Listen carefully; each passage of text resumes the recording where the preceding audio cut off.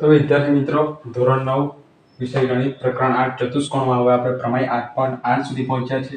હવે વિદ્યાર્થી મિત્રો, પ્રમેય 8.8 ને અહીંયા બીજો કયા નામે ઓળખવામાં આવે છે? મધ્ય બિંદુ પ્રમેય પણ એને કહેવામાં આવે છે. ચાલો આપણે પહેલા તો પ્રમેય શું છે તે જોઈએ.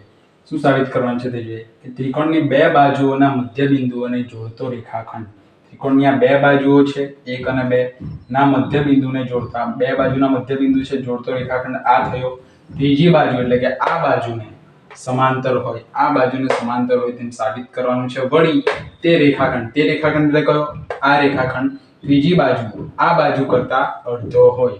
હવે પહેલા તો આપણે ત્રિકોણના નામ આપી દઈએ. અહીંયા ત્રિકોણ A B C D અને અહીંયા E નામ.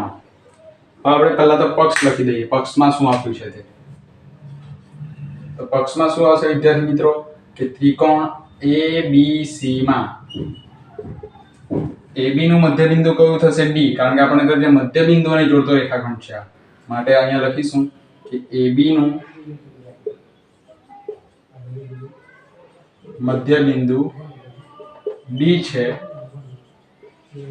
અને AC નું મધ્ય બિંદુ E છે.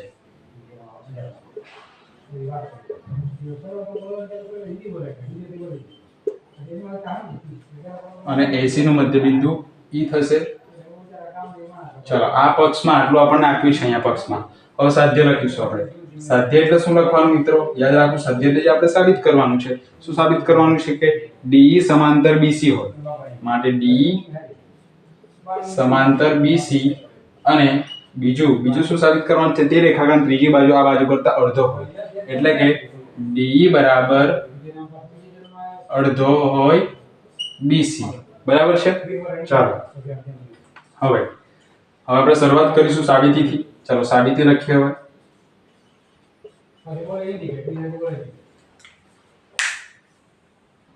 ચલો સાબિતીમાં શું આવશે વિદ્યાર્થી મિત્રો?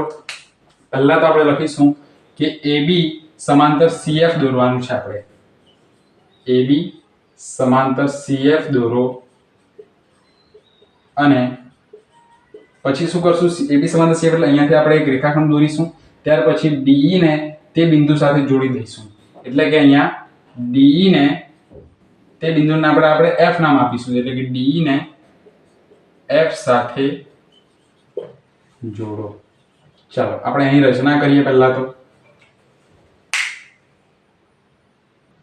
તમે જોઈ શકો છો વિદ્યાર્થી મિત્રો, આપણે શું કર્યું? AB ને સમાંતર CF દોર્યું છે અને ત્યાર પછી બીજું શું કર્યું છે કે DE ને આપણે F સાથે અહીંયા જોડી દીધું છે. બે ત્રિકોણ આપણને મળે છે, એક આ ત્રિકોણ અને એક આ ત્રિકોણ. તે ત્રિકોણને ધ્યાનમાં લેવાના છે. માટે હવે લખીશું ત્રિકોણ ADE. ત્રિકોણ ADE અને બીજો ત્રિકોણ CEF લેવાનું છે. ત્રિકોણ CEF માં આપણે જોવાનું છે. તો વિદ્યાર્થી મિત્રો, તમને આ યુગ્મ કોણ દેખાય છે? કયો આકાર? ઊભો Z આકાર. આવો આ ઊભો Z આકાર. સામસામેના યુગ્મ કોણ કેવા હોય? સરખા હોય. માટે ખૂણો DAE માટે લખીશું ખૂણો DAE બરાબર ખૂણો કયો લઈશું? આ ખૂણો ECF. ખૂણો ECF અંતઃયુગ્મ કોણ લખી દેવાના કારણ. બરાબર છે? ત્યાર પછી વિદ્યાર્થી મિત્રો, આ આપણને કઈ શેની જોડ મળે છે? તમને યાદ આવે છે? આ શું છે? અભિકોણની જોડ. અભિકોણ કેવા હોય? હંમેશા સરખા જ હોય. માટે આપણે લખીશું અહીંયા કે કયો ખૂણો થશે? આ AED. ખૂણો AED બરાબર. ત્યાર પછી આ ખૂણો કયો થશે? ખૂણો CEF. ખૂણો CEF બરાબર છે. આ કયા ખૂણા થયા? તો કે અભિકોણના. તો અભિકોણ લખવાના કારણમાં. હવે વિદ્યાર્થી મિત્રો, હું લખીશ અહીંયા AE બરાબર EC લખી દઈએ. કારણ શું છે એનું એ તમે વિચારવું જોઈએ. બાજુ લખવાની છે એટલે AE બરાબર EC લખી દઈએ. કારણ કે પક્ષમાં જ આપણને આપ્યું છે કે AC નું મધ્ય બિંદુ શું છે? E છે. તો બે બાજુ આ સરખી થશે, માટે આપણે આ પક્ષ પણ લખી શકીએ અહીંયા કારણ. અને બીજું કારણ શું લખી શકીએ કે AC નું મધ્ય બિંદુ ટૂંકમાં લખીશ. મધ્ય બિંદુ શું છે? E છે. આ કારણે નું આવી શકે, પક્ષ અને આ બંને કારણે આવી શકે. ચાલો, માટે 3 શરત થઈ ગઈ. કઈ? ખૂણો ખૂણો બાજુ માટે ખૂ શરત મુજબ શું થયું વિદ્યાર્થી મિત્રો? આપણો ત્રિકોણ ADE એકરૂપ ત્રિકોણ કયો થઈ ગયો? CEF સાબિત થઈ ગયો. હવે વિદ્યાર્થી મિત્રો ધ્યાન રાખવાનું છે, બે એકરૂપ ત્રિકોણ સાબિત થઈ ગયા તો અનુરૂપ ખૂણા અને અનુરૂપ બાજુઓ પણ સરખી હશે તેમની. CPCT એટલે કે આપણને ખબર છે. તો AD બરાબર હું અહીંયા CF લખીશ. AD બરાબર CF.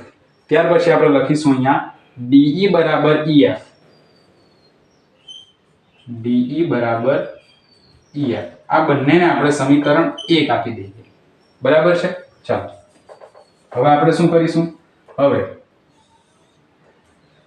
આ સમીકરણ 1 મળી ગયું. હવે આપણને ધ્યાનથી તમે જુઓ તો AD બરાબર આપણને AD બરાબર BD મળે છે. અહીંયા AD બરાબર BD મળશે. કેમ? આને સમીકરણ 2 આપી દઈએ. કેમ AD બરાબર BD? તે પણ પક્ષમાં આપ્યું છે કે AB નું મધ્યબિંદુ B છે, તો આપણે અહીંયા પક્ષ લખી દઈશું કારણમાં. અથવા શું લખવાનું કે AB નું મધ્યબિંદુ D છે. બરાબર છે? અને સમીકરણ 2 આપી દો. હવે શું લખવાનું કે સમીકરણ 1 અને 2 પરથી ખૂબ સહેલો પ્રમેય છે વિદ્યાર્થી મિત્રો, અને આ પૂછવાનું જ છે. શું થશે 1 અને 2 ઉપરથી? 1 માં AD બરાબર CF આપ્યું છે અને BD આપ્યું છે, તો બંનેને સરખાવી લઈએ. તો અહીંયા AD બરાબર શું આપ્યું છે? CF આપ્યું છે, અને અહીંયા AD બરાબર શું આપ્યું છે? BD આપ્યું છે. બરાબર છે? તો CF અને BD એકબીજાને સમાંતર થયા. વળી આપણે શું લખીશું કે CF સમાંતર પણ BD થશે. સમાંતર પણ BD થવાનું છે. આને સમીકરણ 3 આપી દો અને આને સમીકરણ 4 આપી દો.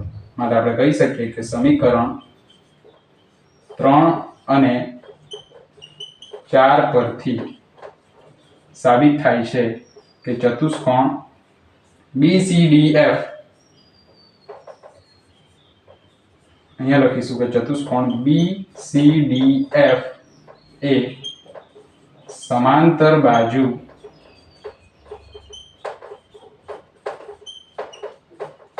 ચતુષ્કોણ છે. સાબિત થઈ ગયું અહીંયા સુધી કે કેવો હોય? સમાંતર બાજુ હોય, એટલે ત્રીજી બાજુને પણ સમાંતર હોય. એટલે કે CDF જે આપણને આપ્યું છે અહીંયા, તે આપણે સાબિત શું કરવાનું હતું કે DE એ અડધી બાજુ છે આના કરતા. તો ધ્યાન આપજો, અહીંયા DF સમાંતર BC થવાનું છે. સમાંતર બાજુ ચતુષ્કોણ મળી ગયો એટલે આપણે લખીશું DF, આ DF સમાંતર BC થશે અને DF બરાબર પણ BC થશે. તો DF સમાંતર જો BC થાય વિદ્યાર્થી મિત્રો, તો DE સમાંતર પણ BC થવાનો, કારણ કે આ બંને બાજુને આપણે જોડી છે અને બંને બાજુ સમાંતર છે, તો આ બાજુ પણ આને સમાંતર થાય. તે જ આપણે સાબિત કરવાનું છે કે જોડતો રેખાખંડ ત્રીજી બાજુને સમાંતર હોય. આ રેખાખંડ ત્રીજી બાજુને સમાંતર હોય. માટે આપણે લખી શકીએ, માટે DE બરાબર શું લખાય? BC. આપણું પરિણામ 1 સાબિત થઈ ગયું. આ સાબિત થઈ ગયું. હવે વિદ્યાર્થી મિત્રો હું અહીંયા લખીશ, મારા પાસે જગ્યા નથી એટલા માટે આપણે અહીંયા લખીશું. શું? જો અહીંયા સુધી પ્રમેય માંગ્યો હોય તો અહીંયા સુધી લખવાનું, સમાંતર હોય. અહીંયા આખો માંગ્યો હોય તો હવે આપણે જે લખીશું તે લખવાનું. હવે DF બરાબર BC છે, DF બરાબર BC છે, પણ DF બરાબર વિદ્યાર્થી મિત્રો શું લખાય? તો કે DF બરાબર શું લખાશે? આ DF આખી બાજુ છે, તો હું DE વત્તા EF લખી શકું. અહીંયા લખ્યા આપણે DF બરાબર શું આપણે લખ્યું હતું અહીંયા છેલ્લે? BC લખ્યું હતું. તો DF બરાબર હું DE વત્તા EF લખી શકું, બરાબર BC થશે. બરાબર છે? હવે DE વત્તા EF છે, પણ DE બરાબર શું છે? EF છે, અને EF બરાબર DE છે જે આપણા પાસે અહીંયા છે સમીકરણ 1 માં. તો EF ની કિંમત બરાબર આપણે DE મૂકી શકીએ. હા, મૂકી શકીએ. તો DE અહીંયા રહેવા દઈએ અને EF ના સ્થાને શું મૂકીએ? અહીંયા DE આપ્યું છે, તો વત્તા DE લખી દઈએ, બરાબર BC. હવે ધ્યાન આપજો વિદ્યાર્થી મિત્રો, 2 વખત DE મળવાના, 2 વખત DE બરાબર BC બાજુ આ, હવે ડી ના સૂત્રનો કરતા બનાવીએ માટે ડી બરાબર શું થશે? આ બીસી ના છેદમાં જશે, બીસી ના છેદમાં 2 આવશે માટે ડી બરાબર શું થઈ ગયું? આપણે ગુણ્યા 1 ના છેદમાં 2 લખી શકીએ આ સ્વરૂપમાં બીસી, એટલે કે તે રેખાખંડ, કયો રેખાખંડ? આ ડી રેખાખંડ ત્રીજી બાજુ કરતા અડધો હોય, ત્રીજી બાજુ બીસી થઈ તેના કરતા અડધો થયો, આપણું આ પણ સાબિત થઈ ગયું છે. અહીંયા સુધી માંગ્યો હોય તો અહીંયા સુધી પ્રમેય લખવાનું. આપણો મધ્યબિંદુ પ્રમેય અહીંયા વિદ્યાર્થી મિત્રો પૂર્ણ થાય છે.